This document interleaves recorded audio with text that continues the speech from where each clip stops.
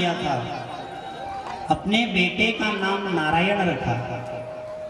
कुछ नहीं, अपने घर में भी बच्चे का नाम व्यवहार में आवे ऐसा नाम रखना है।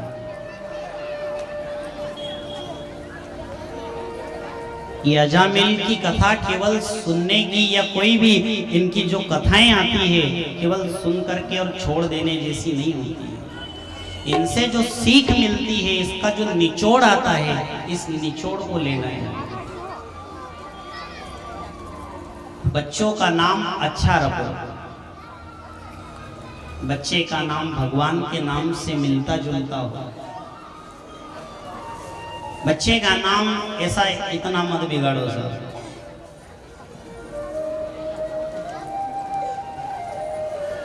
आखिरी में ये नाम ही साथ देता है, ये भगवान का नाम ही साथ देता है। क्या क्या क्या नारायण आखिरी का समय बेटे को बुलाया, उसको नहीं बुलाया। नारायण कहा केवल, तो भगवान के पार्षद आकर के खड़े हो गए। एक तरफ यमदूत, दूसरी तरफ पार्षद कहे कि हम तो इसको ले जाएंगे। वो कहे कि मैं ले जाने नहीं दूंगा, हम ले जाएंगे, नहीं ले जाने दूंगा। तो साहब इसके पाप हैं, ये धर्मात्मा नहीं है, ये तो इसको लेकर के जाएंगे। कुछ भी हो, भगवान का आदेश है कि अंत के समय में जहां का नाम आएगा, जिस गाड़ी में बैठेगा, जिस बस में बैठेगा, जिस ट्रेन में बैठेगा और जहां का टिकट लेगा, हम उसको वहीं पर पहुंचा देते हैं। इसने भगवान नारायण का नाम लिया है, तो इसको नारायण के धाम हम पहुंचाएंगे। आखिरी में भगवान के धाम को गया।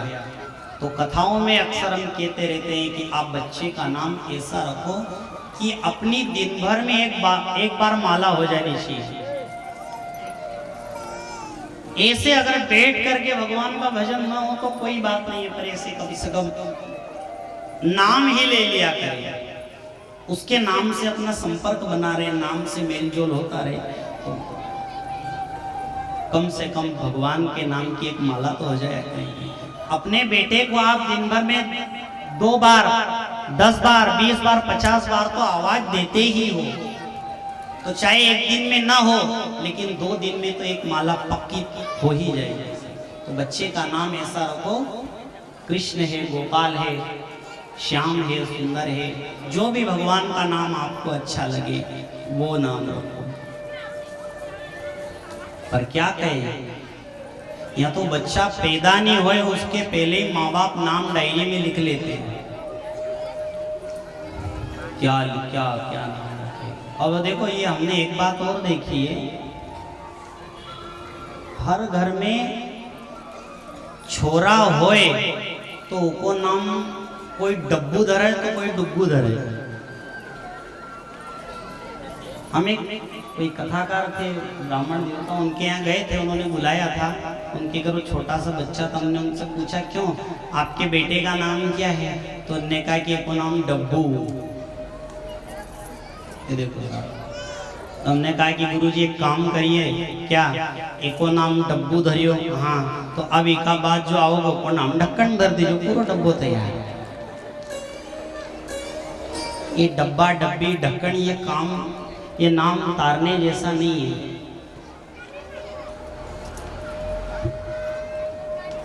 एक बार छत पे हम टहल रहे थे, कथा करने के लिए गए थे कोई के यहाँ, तो एक 6-7 साल का बच्चा था, माँ बाप भी ऊपर थे। उन्होंने कहा कि बेटा नीचे जा, एक टेम्पो खेलैया। अब वो नीचे गया बच्चा, बड़े आश्चर्य में हो गए कि साहब इना छत पर 2-4 फीट की पेड़ी न पर टेम्पो भला कसो आओ ऊपर। अब वो बच्चा नीचे गया, 3 साल 4 साल के बच्चे की उंगली पकड़ी और ऊपर छत पे लेके आ गया। बेटा कहे मम्मी मम्मी मैं टेम्पो के लिए आया। हमने देखा कि टेम्पो ऊपर आ गया तो आवाज तो आई नहीं फटफट की, तो हमने पीछे मुड़ के देखा तो छोटे से बच्चे की उंगली पकड़ी हुई थी। हमने कहा कि माँ ये टेम्पो आ गया। हमने पूछा कि मैया दूसरा नाम खत्म होगा था क्या? हमने कहा कि नहीं गुरु, ये तो बड़ा प्रेम का नाम है। हमने कहा कि फिक्र मत करो, जिस दिन टेम्पो में इंजन खराब होगा उन दिन ये भंगार के काम का होगा। और जिस दिन कृष्ण का नाम जपते रहोगे, राम का नाम जपते रहोगे, गोपाल का नाम जपते रहोगे, तो चाहे उसका शरीर काम आए ना आए, लेकिन उसका नाम तो वहां भी काम में आ जाएगा। बजाओ एक बार, ये नाम की महिमा है, नाम की लीला है साहब। नाम अच्छा रखो बच्चे का।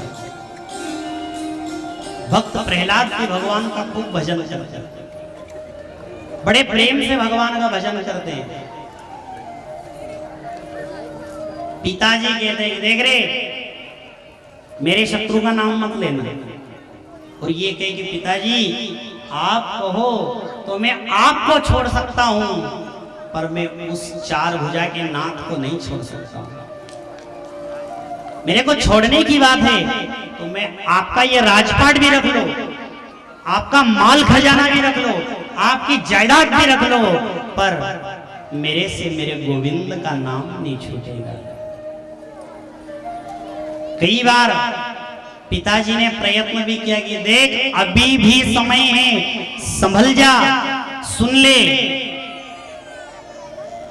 मैंने तो एक केवल जो मन में ठान ली है, मन में जो रट लिया है, केवल भज गोविंदम भज गोविंदम गोविंदम भज मूढ़मते। उसको डराया, देख नाम जपना छोड़ देने तो ऊपर से फेंक देंगे, छत से फेंक देंगे, पहाड़ से फेंक देंगे, कुछ भी कर लो साहब, आपकी मर्जी है। फिर भी मैं तो केवल भगवान को ही याद करूंगा। छोटा सा बालक भगवान को याद करता है। प्रहलाद को डराया, चमकाया, पहाड़ की चोटी पर ले गए, फिर कहा कि देख ले, सुन ले, समझ जा बीवी, नहीं तो यहां से फेंक देंगे, तेरे को मर जाएगा। ने कहा कि जल्दी फेंको, जल्दी फेंको। यहां तो भगवान के अलावा कुछ चीज याद ही नहीं आती तो करेगा।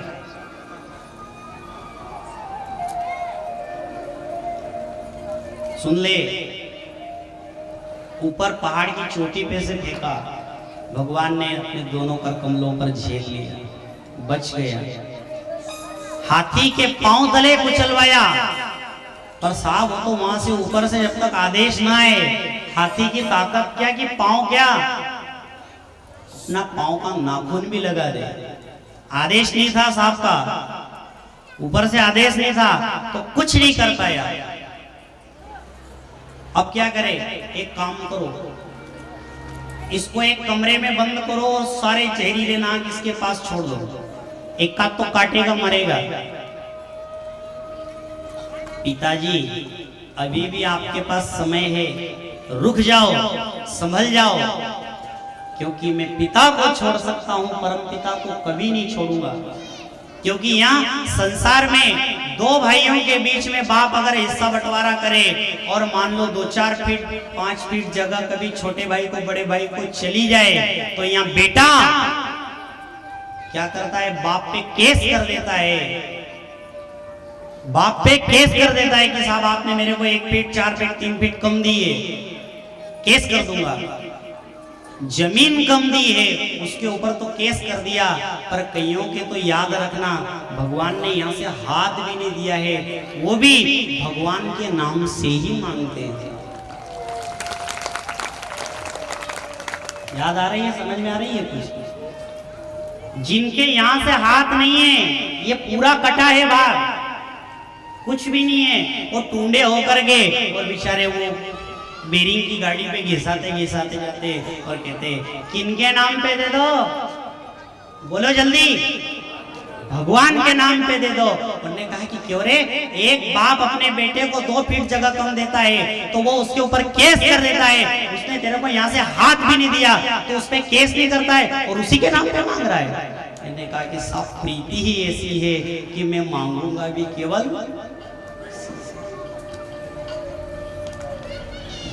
साहब जी, बाबूजी, मांगता है वो केवल भगवान के ही नाम पर। जिसने हाथ नहीं दिया, जिसने पांव नहीं दिया, वो भी भगवान के नाम से मांगता है। और यहाँ कितनी बड़ी प्रॉपर्टी है साहब, तो भी लोग ना का पेटन नहीं भरा यार, कितनी मिली है। अब मान लो उसको हाथ नहीं दिया है, फिर भी वो भगवान के ही नाम पे मांगता है, तो उससे भी एक सीख लेनी चाहिए। बाबूजी कहता है, भाई साहब कहता है, माजी कहता है, माजी दे दो, भगवान के ही नाम पे मांगता है। और यहाँ इतनी संपदा मिलने के बाद भी साहब ये यहाँ तक भी भर गया नहीं, उसके बाद भी खाली का खाली है। एक मांगने वाले से सीख लेना चाहिए कि देखो इसके टूंडा पड़ा है बेचारा, और फिर भी मौज है। और उस मौज में भी अब आप देखो कई लोग बेचारे वहाँ वो ओमकारेश्वर के पुल पे ही अपना आसन लगा के बैठे रहते हैं, मांगते रहते हैं। और कई लोग जाकर के उनको जलेबी ने, पापड़ा ने, रोटी ने, पूरी ने, सब्जी ने, हलवा ने सब खिलाते हैं, वो बड़े मदमस्त होकर के खाते हैं। ये भाग्य है उनका कि भले हाथ नहीं दिया है पर भगवान के नाम से मांगते हैं, तो पेट भर के भले सूखा पापड़ा खाते हैं पर खा लेते हैं। और यहाँ जिनकी बड़ी बड़ी फैक्ट्री है, बड़ी बड़ी मिल है, बड़ी बड़ी दुकान है, उनके शुगर हुई गए तो हलवो घर बनाई भी ले तो सूंगी ने पछो धर दे। शक्कर की जिनकी फैक्ट्री है, बड़ी बड़ी दुकानें, ऊंचा ऊंचा मकान है, उनसे कहा कि साहब आप एक काम करो, देखिए हलवा बनाया अपने घर में, थोड़ा सा आप खा लो। तो आप बड़े आदमी हो, आप नहीं खाते हो? मैं नहीं खाऊंगा सर। क्यों? आपको क्या हो गया? शुगर है,